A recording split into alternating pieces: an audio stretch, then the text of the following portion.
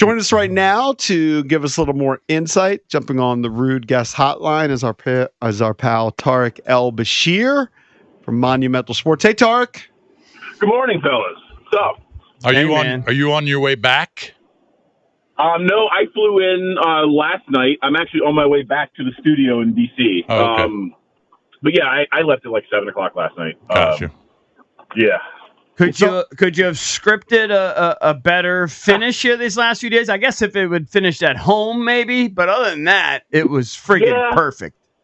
You know, I agree with you. I think the only thing that could have made it better would be had he finished it Friday at home or Thursday against Carolina. But look, man, Ovi's going to do what he does. And I feel like, for me, that was the perfect ending because it was on his trademark shot, right? It was on the power play in the circle. The shot that we've been watching for 20 years now where, everyone in the building knows it's coming. The goaltender knows it's coming. The D-man that's in front of him knows it's coming. You can't see any net, and he still finds a way to catch the puck and release it better than anyone in the history of the NHL and put it through the goaltender. So the fact that it happened from the Ovi office on his shot, I think just made it absolutely perfect. Tarik, do you recall being in a more electric building? I made the trip up with two of my kids, and anytime Ovi was even close to the puck before he scored the record-breaking goal, like, everybody in the crowd, like, they'd start getting out of their seats. They'd start getting their phones out to try to capture that moment in history. Do you recall an arena being so locked in on an event that was happening on the ice before yesterday? I do feel like when he scored 893 and 894, that was really loud, especially those last couple of minutes when he was pushing for 895 at home. Yeah. I feel like had the Caps won the Stanley Cup on F Street, it might have been that way. Yeah. But I mean, that was top 3 loudest hockey buildings I've ever been in. And so you were there. I mean, that was 60-40 Caps fans. Yeah. It was crazy. It was insane, man. Like, before the game even started, like, the players weren't even out on the ice yet. And, like, the Islanders got booed when they came on the ice. It was wild. And, like, Caps fans were amassing behind the goal that he ultimately scored on. They had signs. There was a ton of red in the arena. It was just a fun event all the way around. And it was. Like, I tip my hat too to the Islanders fans. They seemed in on it too. Like, they weren't like booing Caps fans. Any Islanders fans I encountered, throughout the arena, they were cool and they were nice. So they were there to watch it too. Absolutely. I also feel like, and I popped my head, I was under the building for a lot of it doing interviews, but I popped my head out several times, like, just during play. Not only were there a lot of Caps fans and Islanders fans, they were just hockey fans there too. There were people wearing jerseys from teams that weren't involved in the game. Right. There were people that were there to see history. And it was awesome that Ovi delivered there. I mean, just could not have been a better night. Having, Gary Bettman and Wayne Gretzky and Nicholas Backstrom and TJ Oshie. I mean, there's just so many people who've been important to this chase that were there and there to celebrate with him in the locker room. And it was also awesome that, Wilson and Strome got the assist. I think the only thing that could have been better would maybe Carlson getting in on that, but it was fantastic. Talking to Tarik El-Bashir, who joins us on the Rude Guest Hotline. Rude, the most reliable heating and air conditioning products in the DMV.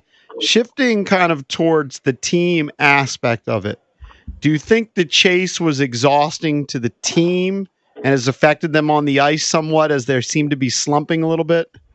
Yeah, it did. I don't know what they would tell you, but I could tell, just as a person who's covered this team for a couple of decades and just being around teams that have had big things in front of them or had gone through stuff, and you could tell that they were starting to feel the pressure as Ovi got closer. I think there are a lot of things going on with the downturn in play and performance. I wouldn't attribute it all to the Ovi chase, but certainly some of it was just the pressure of the additional interviews and extra media being around, and just knowing that every time you turn the TV on, it's the Great Chase. It's on leading Sports Center. It's I do think that played a role, but there have been some other things as well. When you're up double digits in your division with some time to go, and you ran out of gas in the playoffs last year, human nature says maybe I should just dial it back a little bit. And in the NHL, if you dial it back 5-10%, you're going to lose the hockey game. And so there's a little bit of that going on too. But I do feel like, we were talking about Ovi's goal being the perfect goal for 895. I also think this was good timing for it too, because now it allows them here these next 3 days of no games. They can properly celebrate it.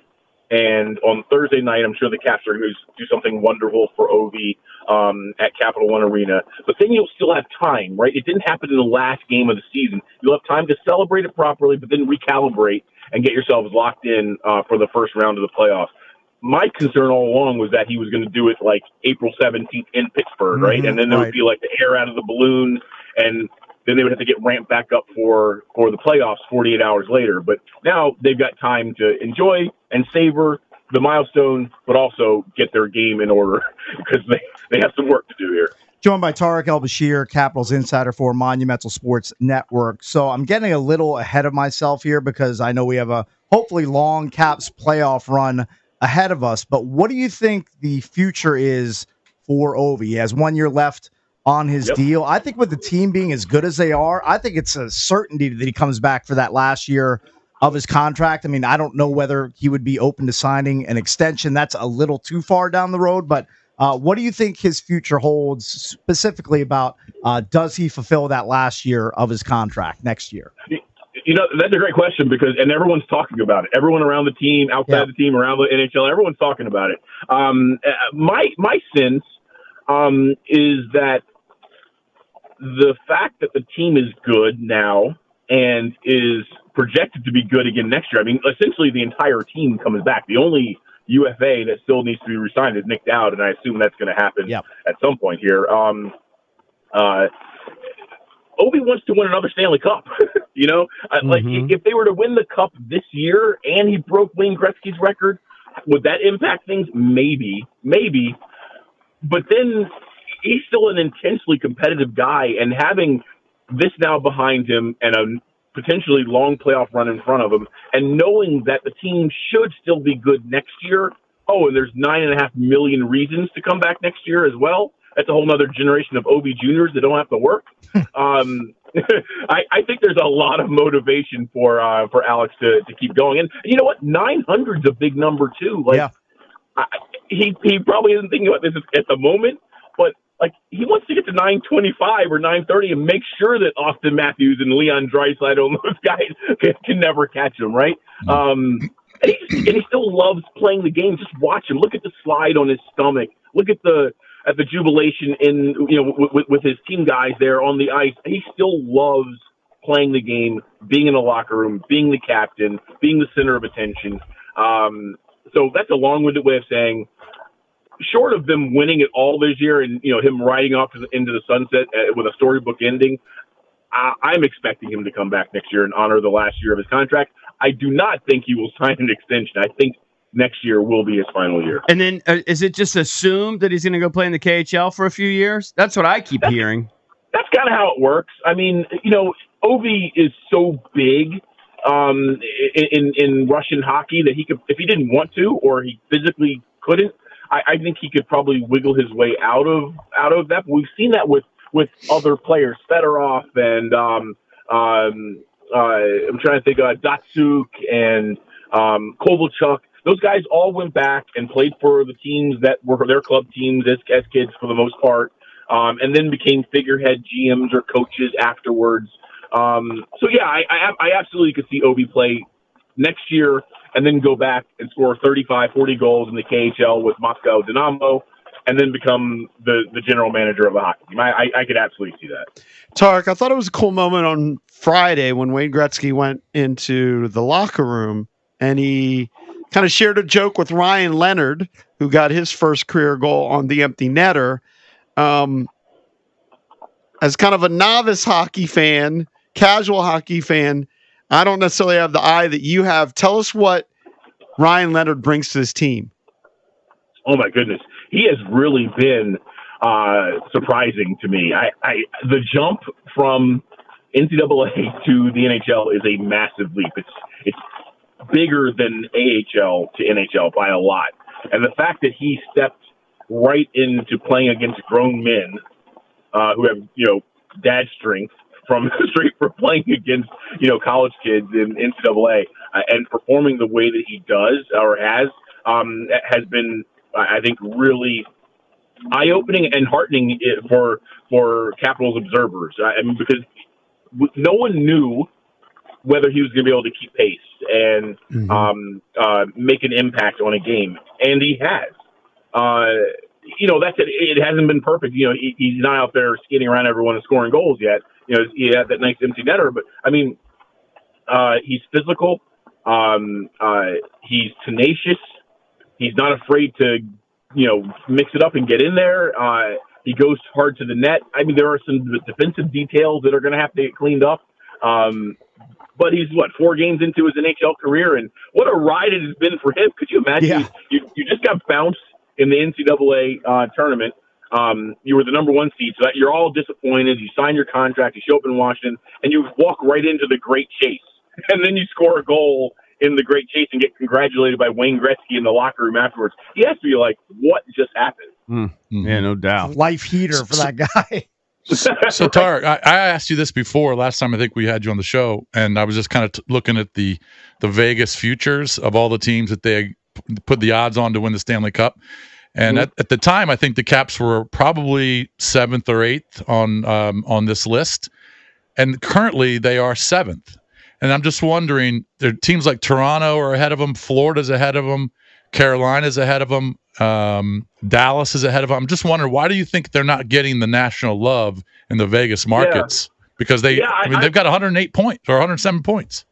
Yeah, there is kind of a perception out there, from Vegas and even from some pundits around the league that the Caps aren't maybe ready for prime time or ready to win a championship. This is not a championship caliber team. I disagree with that, and I'll tell you why. You look at the way championship teams are built, and the thing that always stands out to me, you got to have great goaltending. Logan Thompson's dinged up right now and hadn't been playing at his best, but he's had a great year. For a lot of this year, he was one of the best goalies in the league. I mean, it was him and Connor Hellebuck for the first, probably half of the season, right? Mm-hmm.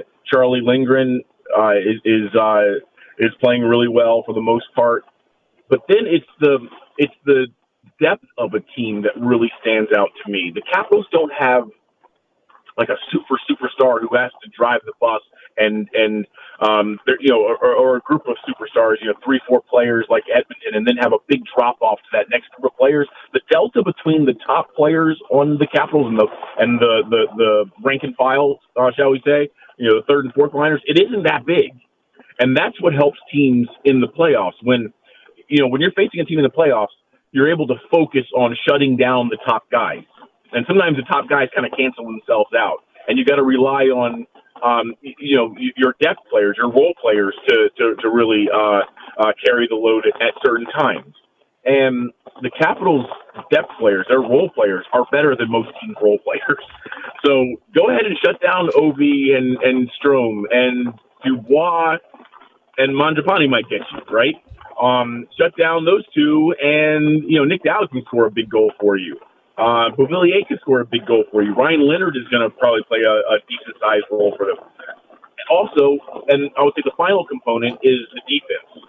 And the Caps' defense is as deep and as good, 1 through 6, as any team in the league. So you put all those factors together, and when I look at the Vegas futures and I look at what people are saying about the Caps going into the playoffs, I honestly scratch my head. I'm like, I don't know. I don't see what you're seeing.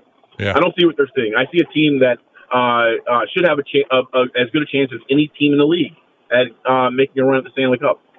All right, Tarik, great stuff. You're probably exhausted from this chase as well. Rest up before the playoffs, and we'll talk to you soon. Thanks, Tarik. Thank you very much, guys. Yeah, man. That's Tarik El-Bashir from Monumental Sports Network.